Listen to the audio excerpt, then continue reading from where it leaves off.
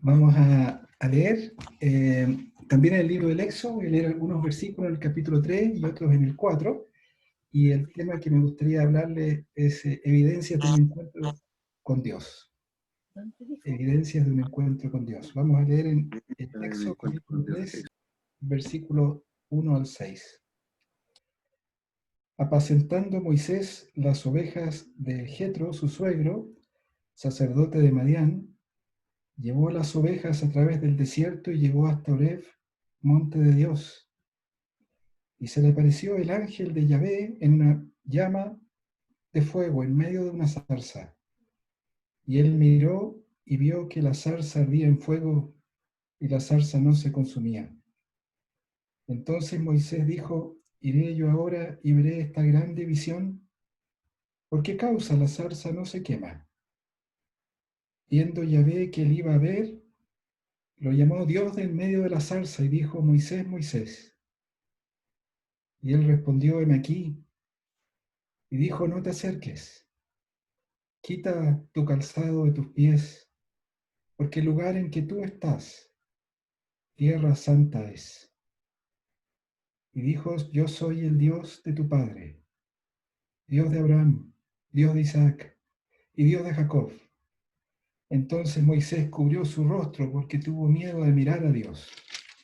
Ahora un poquito más adelante, en el capítulo 4. Entonces Moisés respondió diciendo: he aquí que ellos no me creerán ni oirán mi voz, porque dirán: ¿no te ha parecido Yahvé? Y Yahvé dijo: ¿qué es esto que tienes en tu mano? Y él respondió: una vara. Y él le dijo: échala en tierra. Y él la echó en tierra y se hizo una culebra. Y Moisés huía de ella. Entonces dijo Yahvé a Moisés: extiende tu mano y tómala por la cola. Y él y se volvió vara en su mano. Por esto creerán que te ha aparecido Yahvé, el Dios del Padre, el Dios de Abraham, Dios de Isaac y Dios de Jacob.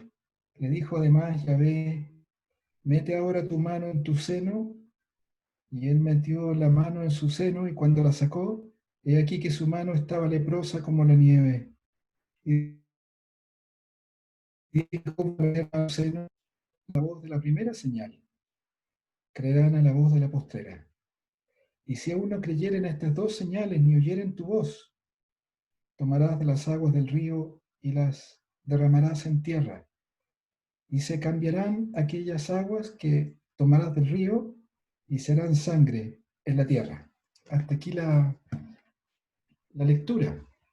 Entonces hemos leído dos porciones del primer encuentro que Moisés tuvo con Dios. A comienzo del capítulo 3, Moisés apacienta las ovejas de su suegro y las lleva a través del desierto hasta Oreb, monte de Dios. Y se le apareció el ángel o el mensajero de Yahvé, Malach Yahvé, en una llama de fuego en medio de la zarza. La visión es sorprendente. Una zarza en el desierto es de fácil combustión, pero la llama arde en la zarza y la zarza no se quema. Es un milagro sobrenatural. Moisés se acerca para ver esta grande visión. Y entonces el texto nos dice que este ángel de Yahvé es Dios, porque cuando Moisés se acerca a la zarza, es Elohim, el que lo llama de en medio de la zarza: Moisés, Moisés. Las primeras palabras que Moisés oye de Dios le comunican que Dios lo conoce personalmente, porque Moisés escucha su nombre dos veces: Moisés, Moisés. E inmediatamente después de comunicar a Moisés que lo conoce personalmente, Dios le revela su santidad, la santidad de Dios. No te acerques. Quita el calzado de tus pies, porque el lugar en que tú estás es tierra santa. Eso dice el verso 5. Dios es santo.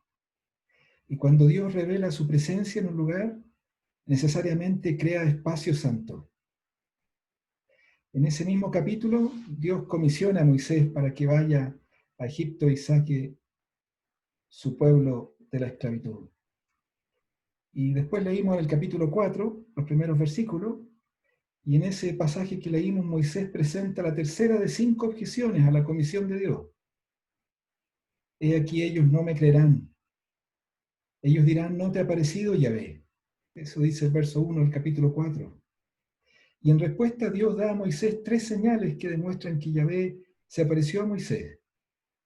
Las señales son la señal de la vara convertida en serpiente y viceversa. Con viceversa quiero decir que después la serpiente es convertida de vuelta en vara.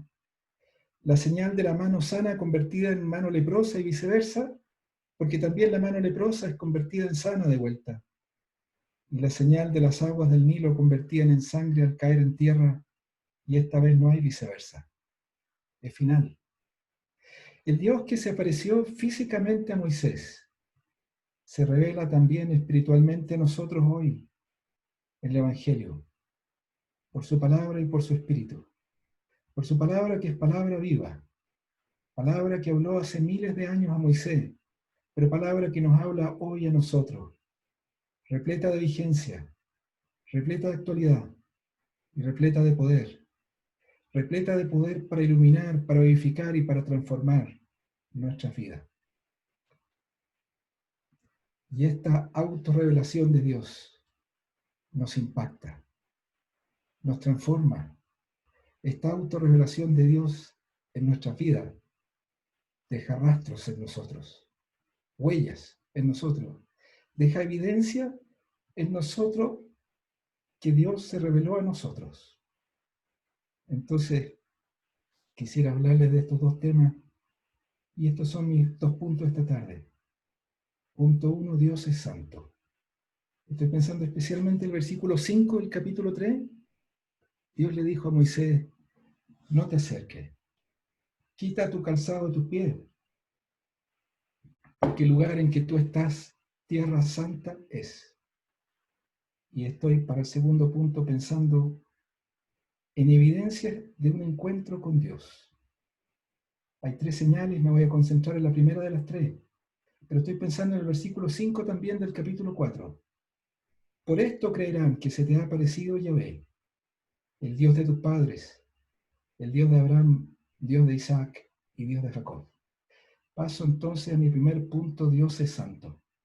No te acerques. Quita el calzado de tus pies porque el lugar en que tú estás, tierra santa es. Eso dice el verso 5 del capítulo 3. Entonces la primera autorrevelación de Dios a Moisés es su santidad. ¿Cómo es Dios? Dios es santo. Y esta es la primera vez de muchas que aparece el adjetivo santo o el verbo santificar en el libro del Éxodo. El tema fue introducido en el libro anterior, el libro del Génesis, cuando Dios, después de que completa la obra de creación, santifica en el capítulo 2 el día séptimo. Pero esa es la única vez en Génesis que aparece la raíz Kodesh, que se expresa en nuestra lectura como santo o santificar. Bendijo, dice Génesis 2:3, el día séptimo lo santificó porque en él reposó de toda la obra que había hecho en la creación. La raíz Kodesh, santo, santificar, aparece una vez en Génesis, pero 100 veces en Éxodo. Y su distribución en el resto del Pentateuco es así: 143 veces en Levítico, 75 en Número y 15 en Deuteronomio. Entonces la revelación de que Dios es santo es introducida en Génesis, pero comienza a desarrollarse con mucho más intensidad en Éxodo y en forma culminante en el Levítico. No te acerques, dice Dios en el versículo 5 del capítulo 3, no te acerques. Es el verbo karav en hebreo. Y esto levanta la pregunta de cómo acercarse a Dios. Y Levítico usa el mismo verbo karav para decirnos que la forma de acercarse a Dios es por medio de los sacrificios. Dios es santo.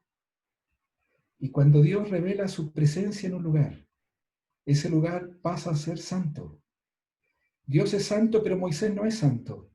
Moisés necesita ser santificado para acercarse a Dios, entonces no te acerques. La presencia de Dios crea necesariamente espacio santo, y los que ignoran la santidad de Dios lo hacen a su propio riesgo, entonces no te acerques. El lugar se vuelve santo, porque Dios revela su presencia en ese lugar de modo especial. Así en el Éxodo, el monte Sinaí o el monte Horeb es llamado el monte de Dios, y ese monte es santo, porque sobre la cumbre de ese monte Dios se revelará a Moisés y allí le entregará las tablas de la ley. ¿Qué significa que Dios sea santo? ¿Y qué significa que el lugar sea santo? Donde Dios se revele. La palabra es la misma, voz distinta. Y el coro que cantaron los hermanos jóvenes, las hermanas jóvenes en la introducción, en el intermedio, lo expresa bellísimamente. La santidad de Dios, cuando se habla de Dios, significa principalmente que Dios es trascendente. Significa que Dios trasciende todo lo creado. Significa que Dios es distinto, que Dios es absolutamente incomparable. O como lo expresan algunos teóricos, perdón, algunos teólogos debería decir, Dios es el santo otro. El santo otro. Por medio del profeta Isaías y en una secuencia poderosa de preguntas retóricas, Dios mismo se revela como radicalmente incomparable. Dios pregunta, ¿a quién puedes comparar a Dios? ¿A quién le vas a hacer semejante? Las preguntas son retóricas, la respuesta es tácita, pero indudablemente la respuesta es implicada. Nadie.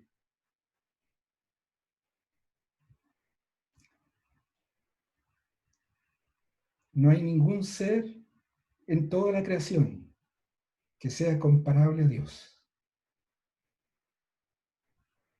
Dios es absolutamente incomparable. Dios es absolutamente sin par. Dios es santo. Y el verso 25 de ese pasaje de Isaías 40 prácticamente define la santidad de Dios. ¿A quién me haréis semejante? Dice el santo. Yomer Kadosh. Dice el santo. ¿No sabéis? ¿No habéis oído? ¿Nunca os lo han dicho desde el principio? ¿No habéis sido enseñados desde que la tierra se fundó? Él está sentado sobre el círculo de la tierra, cuyos moradores son como langostas. Él extiende los cielos como una cortina y los despliega como una tienda para morar. Él convierte en nada a los poderosos y a los que gobiernan la tierra hace como cosa vana. Esto es lo que Dios va a hacer con el orgulloso faraón en el Éxodo. Como si nunca hubieran sido plantados, como si nunca hubieran sido sembrados, como si nunca su tronco hubiese tenido raíz en la tierra. Tan pronto como soplan ellos se secan, y el torbellino los lleva como jarasca. Ahora el verso 25. ¿A qué pues me haréis semejante? ¿O me compararéis? Dice el santo. Levantad en alto vuestros ojos y mirad quién creó estas cosas. Él saca y cuenta su ejército. A todas llama por sus nombres. Ninguna faltará. Tal es la grandeza de su fuerza y el poder de su dominio. La santidad de Dios significa que Dios es absolutamente incomparable, absolutamente sin par, absolutamente único. Y cuando el adjetivo santo se usa de personas, cosas o tiempos creados, significa que esas cosas, personas o tiempos creados son apartados para Dios. Personas, cosas o tiempos profanos o comunes son personas, cosas o tiempos disponibles para cualquier otro uso. Pero personas, cosas o tiempos santos son personas, cosas o tiempos reservados para Dios, reservados para el uso de Dios, el encuentro con el santo. ¿Por qué Moisés no puede acercarse? Dios le dice, quita el calzado de tus pies porque el lugar donde estás es tierra santa. Pero no te acerques, porque hay grados de santidad y la presencia inmediata de Dios define un lugar santo de santo. un lugar santísimo. Y sobre todo no te acerques, porque la santidad de Dios es mortalmente peligrosa para el hombre caído. Y así en Levítico 10, Dios se santifica en los que se acercan a Él. Y también en ese capítulo Israel debe distinguir entre lo santo y lo profano. Y en ese pasaje 2 hijos de Aarón, 2 sobrinos de Moisés, Nadab y Abiú, fallan en distinguir entre lo santo y lo profano. Ellos tratan lo santo como si fuera profano o común. Y esos sobrinos de Moisés fallan en reconocer la santidad de Dios. Y tienen la temeridad de acercarse a Dios y ofrecer fuego extraño, fuego profano. H. Sarah. Fuego extraño es fuego no santo. Fuego extraño son carbones encendidos que no provienen del altar del holocausto, altar que arde con el fuego de Dios. Su temeridad les costó la vida, porque sale fuego santo, sale fuego de la presencia de Yahvé, que quiere decir Dios envió su fuego y los consumió a ellos, de modo que murieron delante de Yahvé. Hay una sola forma de acercarse a Dios, y es sobre la base del holocausto, donde arde, sin extinguirse, el fuego de Dios que cayó en la inauguración del tabernáculo. Similarmente, en Éxodo 30 nos dice que el incienso que se ofrece sobre el altar de oro debe ser santo. No puede ofrecerse sobre el altar de oro incienso extraño o profano, incienso no santo,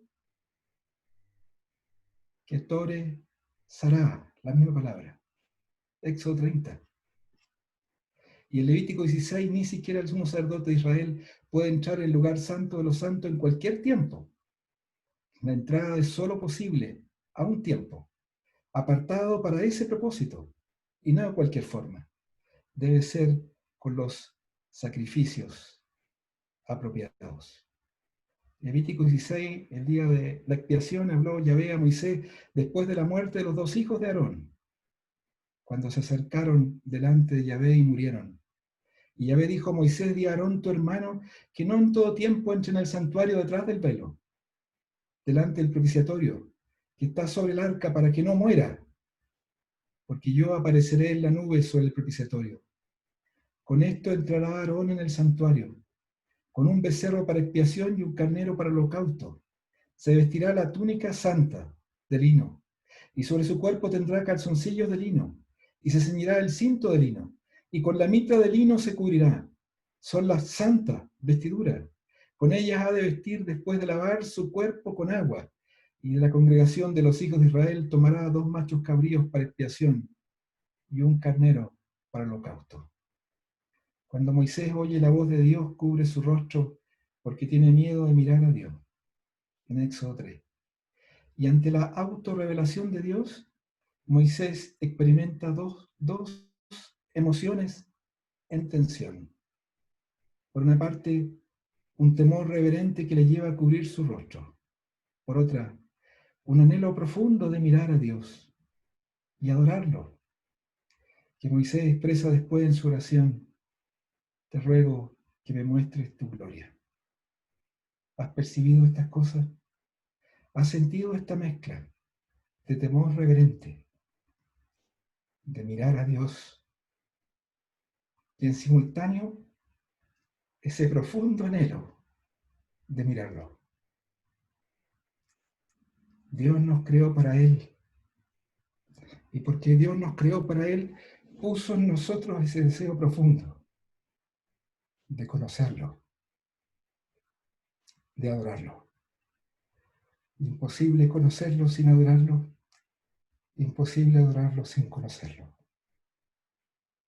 Y Dios satisfacerá ese anhelo de nuestros corazones por la eternidad que viene. Dios se revelará a nosotros. Y en el Nuevo Testamento nuestro Señor oró: esta es la vida eterna, que te conozcan a ti, el único Dios verdadero, y a Jesucristo, a quien has enviado. Y Padre, aquellos que me has dado, quiero que donde yo estoy, también ellos estén conmigo, para que vean mi gloria, que me has dado, porque me has amado desde antes de la fundación del mundo. Paso a mi segundo punto. Evidencia de un encuentro con el Santo. Dios es santo, Dios es infinitamente trascendente y su santidad afecta a toda inteligencia creada. La santidad de Dios afecta a los más altos ángeles. El profeta Isaías, en la ocasión de su propia comisión, lo primero que vio fue esa visión de la santidad de Dios. Isaías vio al Señor sentado sobre un trono alto y sublime y vio a los serafines. La raíz de serafín significa arder, los ardientes. Y esos seres angélicos en gloria hacen lo mismo que hizo Moisés en el episodio de la zarza. Los serafines cubren sus rostros en reverencia. Fue el año que murió el rey Usías. Isaías escribe: vi yo al Señor sentado sobre un trono alto y sublime, y sus faldas llenaban el templo. Por encima de él había serafines, cada uno tenía 6 alas. Con 2 cubrían sus rostros, con 2 cubrían sus pies y con 2 volaban. Y el uno al otro daba voces diciendo: Santo, Santo, Santo, Yahvé de los ejércitos. Toda la tierra está llena de su gloria.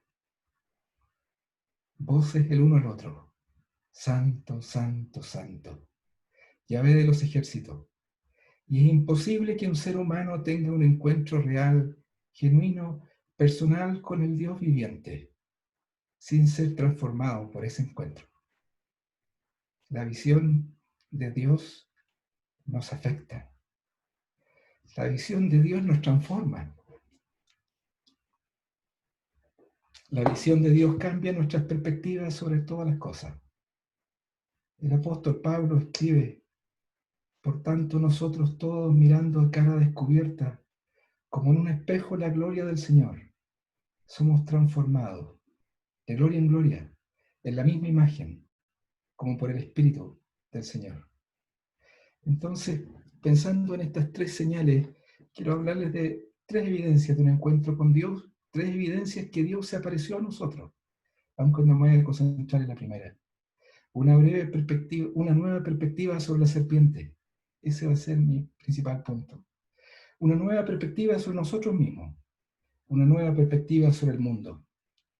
Brevemente adelanto que pienso que para nosotros podemos aplicar, es legítima la aplicación, que la santidad sobrecogedora de Dios nos lleva a mirar a Satán como un adversario insignificante para Dios, bajo su control absoluto soberano, y entonces a descubrir que todos sus ataques contra nosotros, su pueblo, son permitidos solo en la medida que y en cuanto a que resultan en nuestro bien y en la gloria de Dios.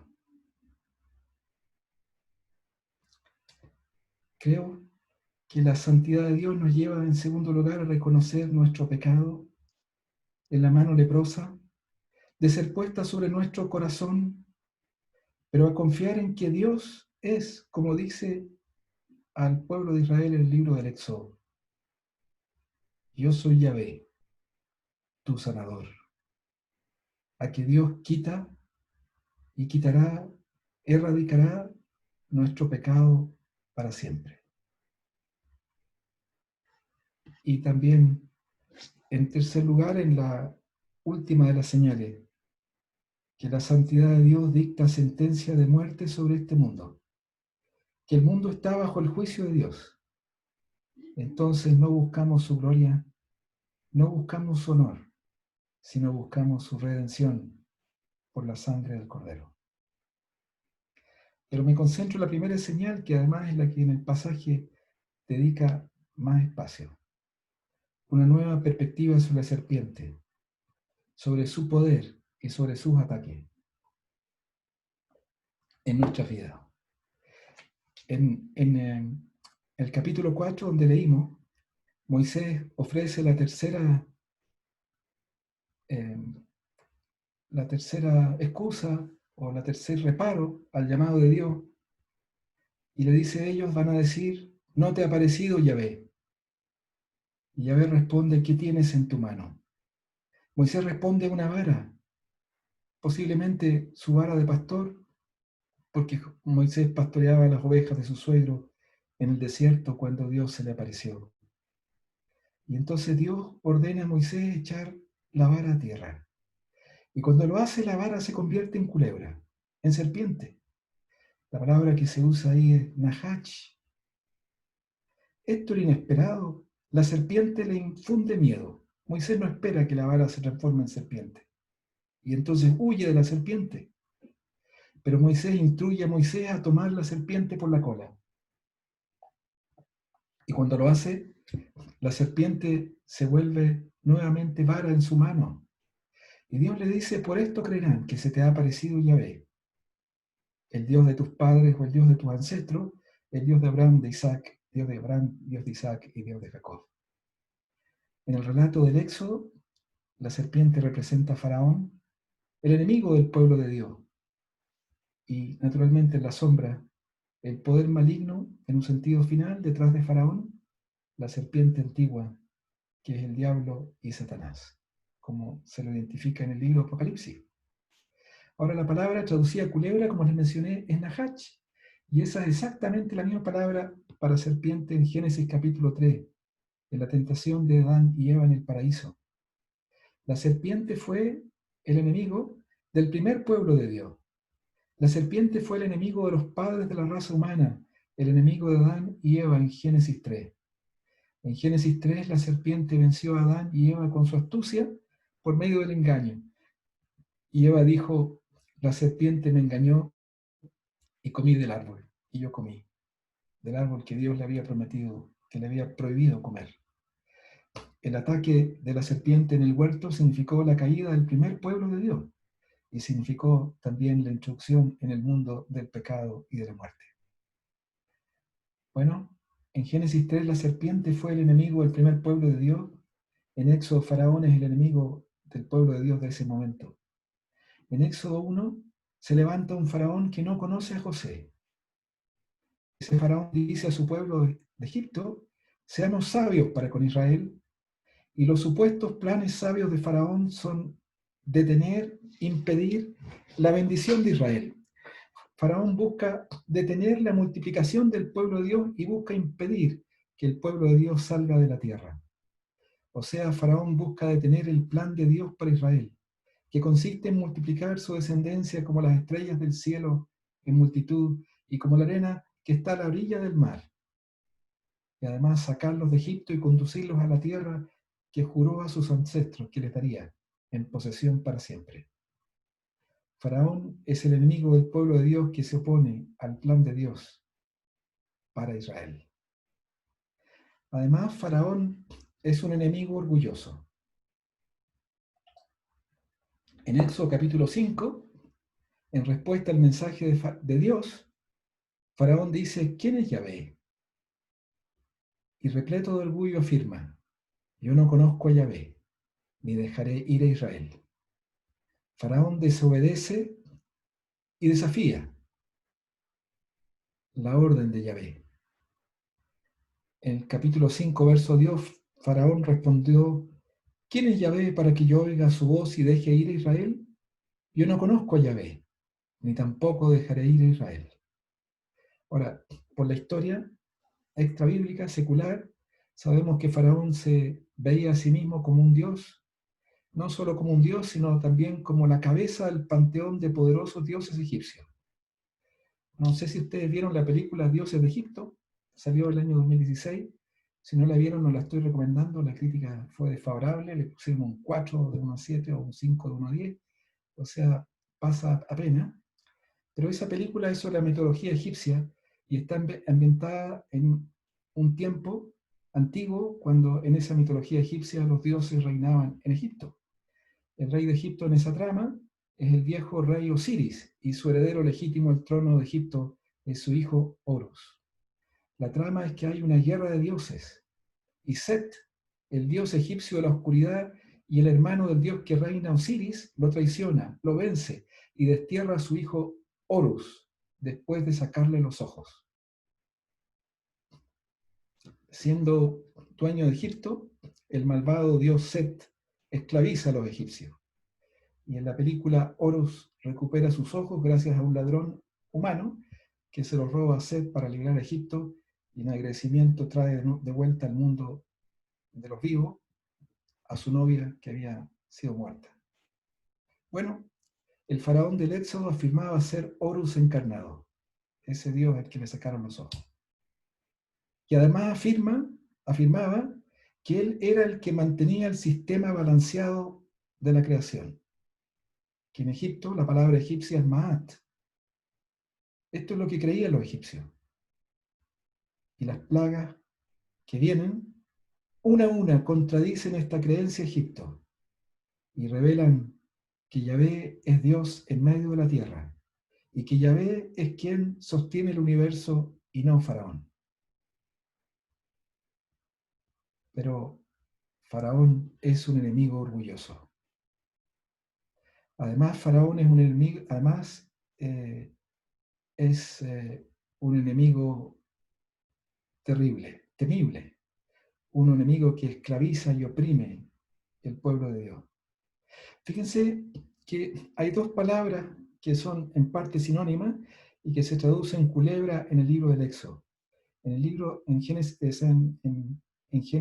3 y también en Éxodo 3, en Éxodo 4, donde leímos, la palabra para serpiente o culebra es Nahach.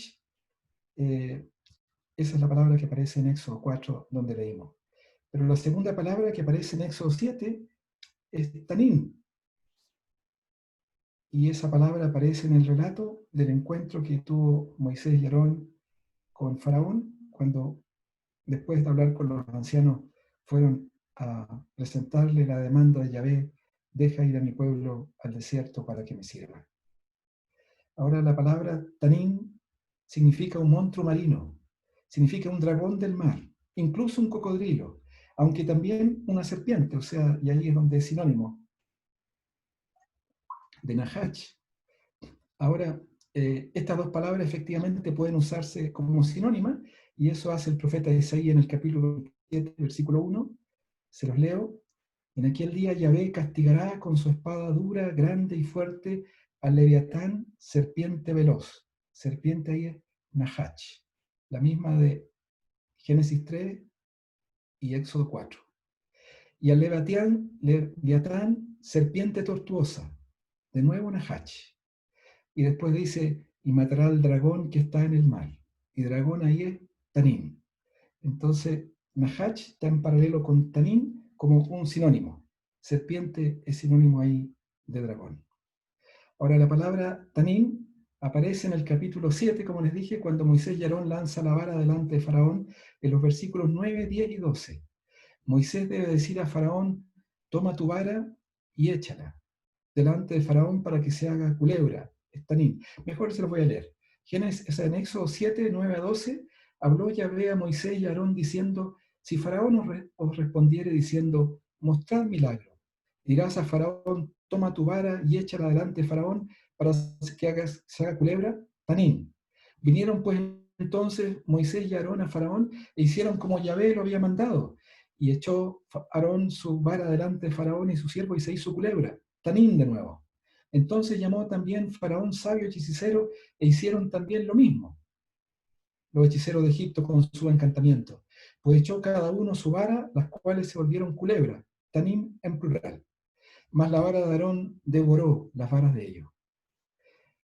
Además, aunque usa una palabra distinta, no hay duda que lo está usando en forma sinónima y se refiere al mismo reptil del capítulo 3, o sea, el capítulo 4, perdón, y no a uno diferente, porque en el mismo capítulo 7 y versículo 15, esta vez, el autor describe ese incidente que acaba de ocurrir usando la palabra Nahach. Ve por la mañana a Faraón, y aquí que él sale al río, y tú ponte la ribera delante de él, y toma en tu mano la vara que se volvió culebra, Nahach. Así que son sinónimos. Y esta segunda palabra, Tanín, es la que usan los profetas para describir el carácter orgulloso de Faraón. El profeta Ezequiel habla del gran dragón, Tanín, en su soberbia. Dice Ezequiel 29, habla y di, así ha dicho Yahvé el Señor, he aquí yo estoy contra ti, Faraón, rey de Egipto, el gran dragón, Tanín, que yace en medio de sus ríos, el cual dijo, mío es el Nilo, pues yo lo hice. Este faraón orgulloso se atribuye no solo el sostener la creación, sino crearla. Mío es el río porque yo lo hice. Y en Ezequiel 32, hijo de hombre, levanta endecha sobre Faraón, rey de Egipto, y dile, al leoncillo de naciones eres semejante, y eres como el dragón, de nuevo Tanín de los mares, pues secabas tus ríos, y enturbiabas las aguas con tus pies, y hollabas sus riberas. Así ha dicho Yahvé el Señor, yo extenderé sobre ti mi red con reunión de muchos pueblos, y te harán subir con mi red. En resumen, la serpiente representa a Faraón, el enemigo del pueblo de Dios, y particularmente Faraón en su orgullo, y Faraón en su engaño, Faraón en sus engañosas pretensiones de divinidad. Y en esto, Faraón histórico humano de Egipto es también tipo y figura de la serpiente antigua, el diablo y Satanás, de quien probablemente hablan en forma simbólica los profetas Isaías y Ezequiel. ¿Cómo caíste del cielo? Oh lucero, hijo de la mañana, cortado fuiste por tierra, tú que debilitabas las naciones, tú que decías en tu corazón, subiré al cielo. En lo alto, junto a las estrellas de Dios, levantaré mi trono. Y en el monte del testimonio me sentaré, a los lados del norte. Sobre las alturas de las nubes subiré, y seré semejante al Altísimo. Mas tú eres derribado hasta el Seol, a los lados del abismo. Y Ezequiel, hijo de hombre, levanta endechas sobre el rey de Tiro.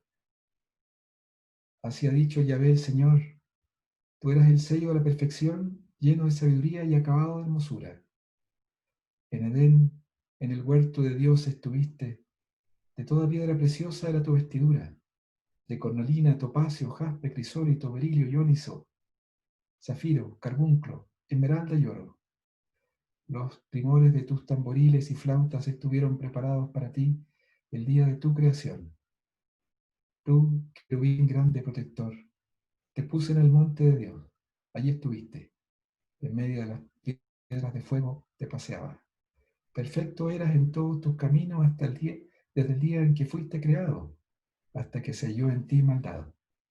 A causa de la multitud de tus contrataciones fuiste lleno de iniquidad y pecaste, por lo que yo te eché del monte de Dios y te arrojé de entre las piedras de fuego, oh querubín protector. Faraón se opone al plan de Dios de bendecir a Israel y busca implementar sus planes malignos, diabólicamente. Primero, sometiendo un pueblo entero al trabajo forzado de la esclavitud y amargando su vida con dura servidumbre, con azote y con rigor, como ocurre en el capítulo 1. Segundo, instruyendo a las parteras hebreas a matar los bebés varones cuando eran más vulnerables, esto es, al nacer. Y tercero, ordenando el asesinato de todo niño varón que hubiera nacido, todo niño hebreo nacido debía ser lanzado al río Nilo. Ahora, en la primera señal, Dios muestra por Moisés a Faraón que él mismo es un mero instrumento en las manos de Dios. Porque es Dios el que convierte la vara en serpiente. Con esto Dios está diciendo a Faraón que él es el creador de Faraón.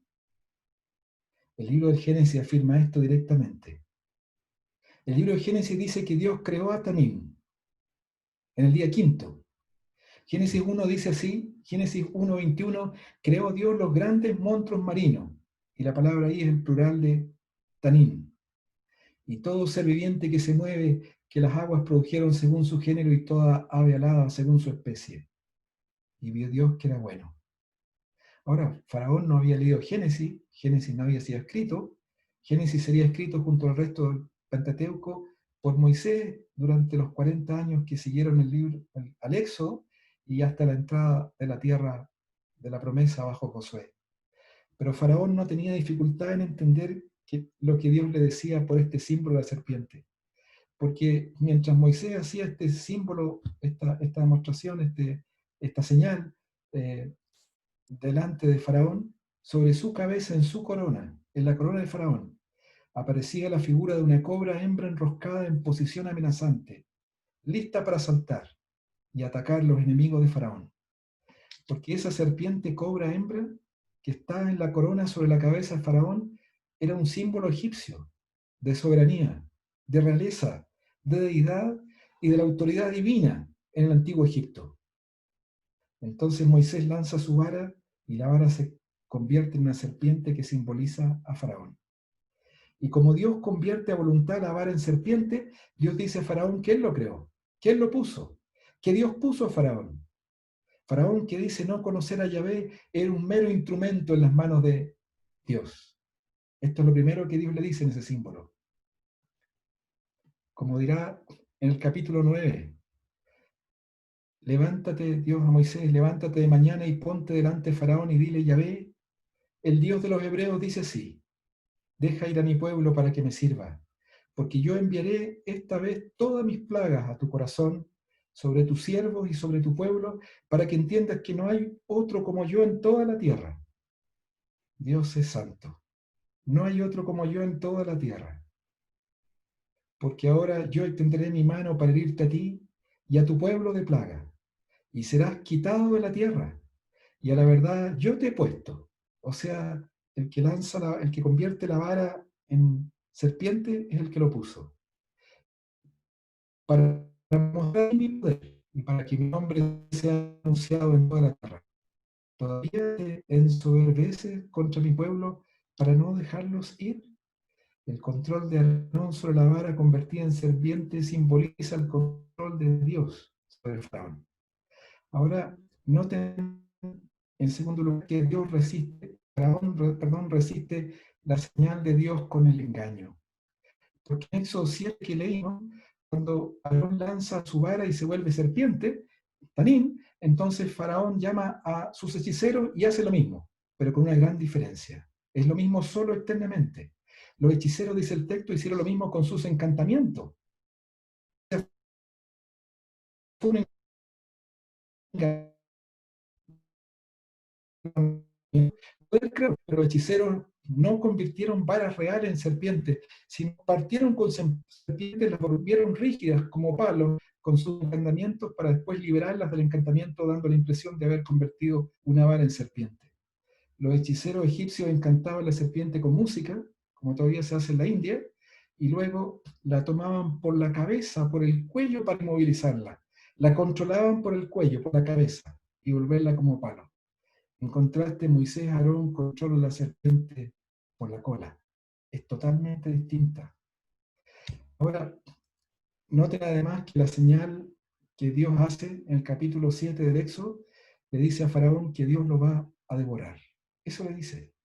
Porque en el capítulo 7 la vara de Aarón devoró las varas de los hechiceros. Y la palabra hebrea es balá, bet, lamet, ayin. Balá. Dios le dice a Faraón que lo va a devorar, lo va a derrotar, porque venció las otras culebras, de verdad, culebra, este palo convertido en culebra vence a las otras culebras, y ahí Dios le dice a Faraón que lo va a vencer, y además le dice que lo va a devorar porque se las traga. Y en Éxodo 15, una vez que el Éxodo concluye, Moisés celebra la victoria de Dios y usa la misma palabra balá para decir lo que Dios hizo con Faraón. La tierra lo tragó, y el verbo es el mismo, balá. ¿Quién como tú, oh Yahvé, entre los dioses? Dios es santo. Dios es absolutamente sin par. ¿Quién como tú, oh Yahvé, entre los dioses? ¿Quién como tú, magnífico en santidad? Terrible en maravillosas hazañas, hacedor de prodigio. Extendiste tu diestra, la tierra los tragó. ¿Cómo cambia nuestra visión sobre los poderes enemigos? ¿Cómo cambia nuestra visión sobre el conflicto que guerreamos contra la serpiente y sus ataques? Cuando reconocemos a Dios como el Santo, el absolutamente incomparable Dios que es. Reconocemos que el adversario espiritual, nuestro adversario el diablo, es insignificante delante de Dios. Reconocemos que su destino final es ser tragado en el lago de fuego. Eso vio Juan. El diablo que los engañaba fue lanzado en el lago de fuego y azufre, donde estaban la bestia y el falso profeta. y serán atormentados día y noche por los siglos de los siglos. Y esto está anticipado en el palo de Aarón, que se traga todas las otras serpientes de Faraón. Y reconocemos que todo el mal que Faraón les permitió hacer a Dios, al pueblo de Dios, todos sus ataques físicos, las persecuciones físicas al comienzo de la iglesia y las persecuciones actuales que son más sociales y emocionales en nuestros países, también en física en otros países, las burlas soberbias contra los creyentes. Todo esto es un instrumento en las manos de Dios para nuestro bien final. Reconocemos que Dios no permite ningún dolor en las vidas de los suyos que no sea estrictamente necesario para la grandeza final de los suyos. El sufrimiento que Dios permite produce en los suyos un eterno y cada vez más excelente peso de gloria. En los primeros capítulos del Éxodo, Faraón planea contra Israel y el texto es irónico. Faraón habla de ser sabio, pero todos sus planes sabios fracasan. Su plan 1 de detener la multiplicación de los hebreos por la vía de la dura esclavitud produce mayor multiplicación, justo el inverso de lo que el antónimo de lo que él está buscando. El texto dice, cuanto más lo oprimían, tanto más se multiplicaban y crecían. Entonces la esclavitud vino a ser un medio para la mayor multiplicación del pueblo de Dios, para el cumplimiento de las promesas de Dios.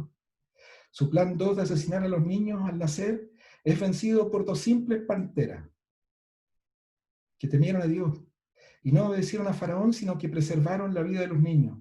El poderoso rey de Egipto, en una cómica escena, los interroga a estas dos pequeñas mujeres que no tenían ningún poder en Egipto. ¿Por qué habéis hecho esto, que habéis preservado la vida de los niños? Y ellos responden, porque las mujeres hebreas son robustas y dan a luz antes que las parteras vengan a ellas. Es probablemente verificable y cierto. Dios les dio una salida para desobedecer la orden de Faraón. Podían retrasarse en llegar y las mujeres hebreas daban a luz sin necesidad de partera. Y Dios bendice a las parteras y el pueblo sigue creciendo y sigue multiplicándose. Finalmente Dios derrota el plan 3 de Faraón de asesinar todos los niños por medio de una de sus hijas. Porque cuando nace Moisés, su madre lo ve niño hermoso, Tov, y lo oculta para preservar su vida. Y después de 3 meses, no pudiendo ocultarlo más, lo deposita en el río Nilo, en una arquilla de junco. Irónicamente, la mamá de Moisés cumple la orden de Faraón, porque pone a Moisés en el río, donde Faraón dijo, pero lo preserva en un arca, y la hija de Faraón lo rescata del río. Y resulta que Moisés, destinado a ser el libertador de Israel, habiendo nacido bajo la sentencia de muerte del poderoso Faraón, es preservado por la propia hija de Faraón, que tiene compasión del bebé que llora y que desobedece la orden del Faraón. Y además la hija de Faraón paga a la mamá de Moisés para que lo amamante por varios años. Y después que Moisés crece, a vista de Faraón, en su propio palacio, hijo de la hija de Faraón, y recibe la mejor educación de su época, como nos ha estado comentando Ricardo. Todo esto ocurre porque Dios se deleita en vencer con los instrumentos más pequeños la arrogancia de Faraón. La esclavitud de Israel contribuye a multiplicarlo. 2 mujeres parteras temen a Dios y los niños varones no son asesinados al nacer. Y la hija de Faraón frustra la orden de Faraón de ahogar a Moisés en el río. No hay duda que muchos niños murieron. No sabemos por qué Dios lo permitió, pero las cosas que sí vemos nos dicen que tiene un propósito, que su propósito es santo, que su propósito es glorioso y que su propósito es de victoria total. Y además sí sabemos, porque lo dicen las plagas, que Dios juzgará a Faraón también por este genocidio, por medio de las plagas y por medio del cruce del Mar Rojo, el Mar de Junco. Pero nada ni nadie puede impedir los planes de Dios. El colmo de la necesidad, de la insensatez, es oponerse al Todopoderoso. Finalmente, sobre la señal de la serpiente, cuando Moisés huye de la vara convertida en serpiente en el capítulo 4, Dios le instruye a tomar la serpiente por la cola y el texto dice que Moisés la tomó y se volvió vara en su mano. Ahora hay una cosa muy interesante aquí. porque el verbo hebreo tomar, cuando Moisés tomó la serpiente y se volviera en su mano, es hasak. Y este mismo verbo es usado por el mismo narrador para decir algo que Dios hace con el propio faraón. O sea, lo que Moisés está haciendo con la serpiente al tomarla por la cola es lo que Dios hace con el corazón de faraón. El patrón, la vocalización es diferente. Jifil en el caso de Moisés, es piel en el caso de Dios. Pero la raíz de verbal es hasak, la misma en las dos. Entonces dijo Yahvé a Moisés, extiende su mano y toma hasak por la cola. Tómala por la cola. Y él extendió, no, ese ajaz, ese es otro, pero aquí sí. Y él extendió su mano y la tomó hasak, y se volvió vara en su mano. Y en el versículo 21, Yahvé dijo a Moisés, cuando hayas vuelto a Egipto, mira que hagas delante de Faraón todas las maravillas que he puesto en tu mano, pero yo fortaleceré o endureceré su corazón. Y el verbo es idéntico, hasak, de modo que no dejará ir a su pueblo. Así que el texto bíblico nos dice que así como Moisés controla a la serpiente tomándolo por la cola, Yahvé controla el corazón de Faraón. En este caso, apuntalando el corazón de Faraón, fortaleciéndolo para que resista a pesar de las abrumadoras plagas de Dios e insista a hacer lo que Faraón quiere desde el comienzo. Y Dios pueda así ejecutar las plagas que lo harán conocido delante de los egipcios y delante de su pueblo Israel, que Él es Yahvé en medio de la tierra. La sabiduría de Faraón es necedad. En conclusión, sus pretensiones son un engaño. Su poder es una farsa. No es propio. Es Dios en su sabiduría quien controla a Faraón. Dios no es el autor del pecado. El pecado surgió en el corazón del faraón espiritual, la serpiente antigua, pero Dios, y es un misterio, pero Dios lo permite solo para producir sus planes. Así como Jesús escogió a Judas, el que lo iba a entregar, para cumplir sus planes. Así Dios crea a Satanás, sabiendo lo que él va a hacer para cumplir sus planes. Y para producir algo excelente. Algo que no hubiera sido posible sin la historia anterior. Algo que no hubiera sido posible sin las lágrimas, sin el sufrimiento. Los que sembraron con lágrimas cosecharán con gozo. Gloria, que no podría existir sin los sufrimientos primero. Cuando las primeras cosas pasen. Cuando Dios haga todo nuevo, surgirá esa creación esplendorosa, tanto que las primeras cosas no habrá memoria, ni vendrán al pensamiento, pero toda la historia anterior incrementará la belleza eterna de la nueva creación. Someteos pues a Dios, resistid al diablo y huirá de vosotros. Sed sobrios y velad, porque vuestro adversario el diablo, como león rugiente, anda alrededor buscando a quien devorar, al cual resistid firmes en la fe, sabiendo que los mismos padecimientos se van cumpliendo en vuestros hermanos en todo el mundo. Mas el Dios de toda gracia, que nos llamó a su gloria eterna en Jesucristo, después que hayáis padecido un poco de tiempo, Él mismo os perfeccione, afirme, fortalezca y establezca. A Él sea la gloria y el imperio por los siglos de los siglos. Amén. El Señor bendiga su palabra a cada corazón.